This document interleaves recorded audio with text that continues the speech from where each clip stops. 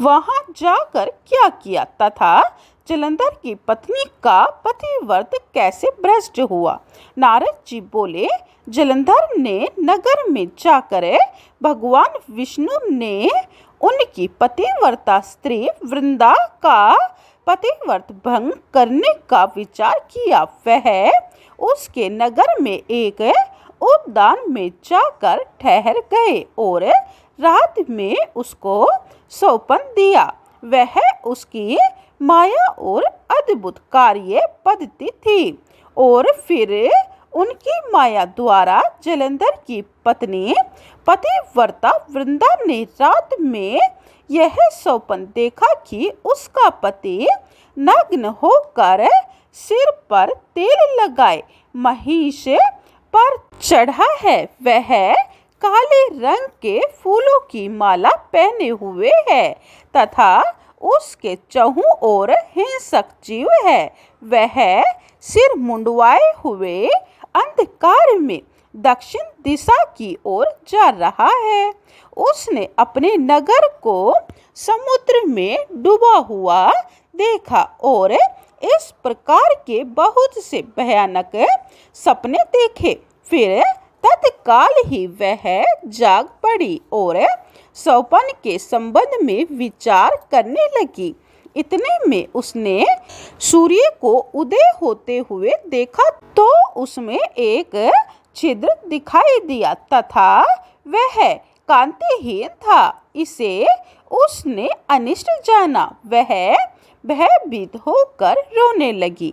वह छज्जे पर गई, अटारी पर चढ़ी, भूमि पर उतरी, मगर उसको कहीं भी शांति प्राप्त न हुई। फिर वह अपनी दो सखियों को साथ लेकर उपवन में गई, परंतु वहां पर भी उसको चैन नहीं पड़ा। फिर वह जंगल में निकल गई, मगर वहां पर भी उसको चैन न आया। वन में उसने सिंह के समान दो भयंकर राक्षसों को देखा, जिससे वह अत्यंत भयभीत होकर वहां से भागने लगी। उसी क्षण वहां पर अपने शिष्यों सहित एक मौनी तपस्वी आ गया। भयभीत वृंदा उनके गले में हाथ डालकर उनसे अपनी रक्षा के लिए याचना करने लगी। मुनि ने अपनी एक ही हुंकार से उन दोनों राक्षसों को वहां से भगा दिया। वृंदा को आश्चर्य हुआ। वह भय से मुक्त होकर मुनि नाथ को हाथ जोड़कर प्रणाम करने लगी और कृतज्ञता का ज्ञापन किया। फिर उसने मुनि से अपने युद्ध रत पति के संबंध में उनकी कुशल क्षेम का प्रश्न किया। मुनि ने मौन होकर आगे पीछे देखकर कुछ कहना ही चाहा कि उसी समय दो वानर मुनि के समक्ष आकर हाथ जोड़कर खड़े हो गए और जो ही मुनि ने भ्रुकुटी संकेत किया, त्यों ही वह उड़कर आकाश में चले गए।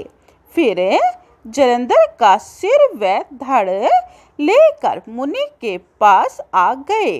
तब वृंदा अपने पति को मृत हुआ जानकर मूर्छित होकर पृथ्वी पर गिर पड़ी और अनेक प्रकार के वचन कहकर दारुण विलाप करने लगी। पश्चात उसने उस मुनि से कहा, हे कृपानिधे, आप मेरे पति को जीवित कर दीजिए।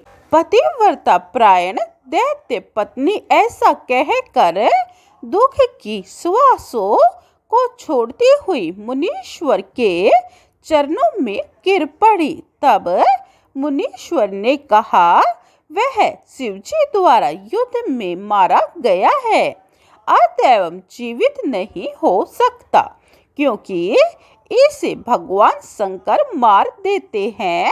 वह कदापि जीवित नहीं हो सकता, परंतु शरणागत की रक्षा सनातन धर्म है, अतः मैं कृपया कर इसे जिलाए देता हूँ।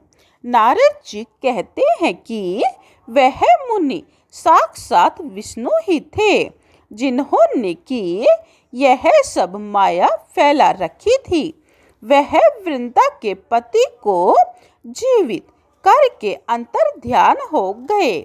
जलंधर ने उठकर वृंदा का आलिंगन किया, उसका मुख चूमा। वृंदा भी पति को जीवित हुआ देखकर अत्यंत हर्षित हुई और अब तक हुई सब बातों को सौपन समझा। पश्चात वृंदा सकाम हो बहुत दिन तक उसी वन में अपने पति के साथ विहार करती रही।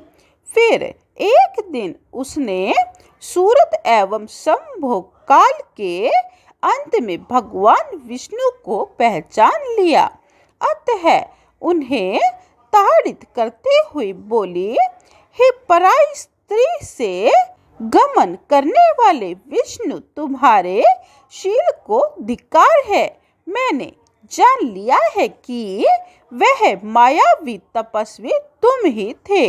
हे राजन, ऐसा कहकर परम क्रोध हुई पतिव्रता वृंदा ने अपने तेज को प्रकट करते हुए शाप दिया, जो तुमने अपनी माया से 2 राक्षस मुझे दिखाए थे, वही दोनों राक्षस किसी समय तुम्हारी भी स्त्री का हरण करेंगे और उसके विरह में दुखी होकर तुम वानरों की सहायता से वन में भ्रमण करोगे और यह सर्वेश्वर जो इस समय तुम्हारा शिष्य बना है, यह वहाँ तुम्हारी साथी रहेगा। ऐसा कहकर पतिव्रता वृंदा भगवान विष्णु के लाख मना करने पर भी अग्नि में प्रवेश कर गई। ब्रह्मा आदि देवता आकाश से उनका प्रवेश देखते रहे।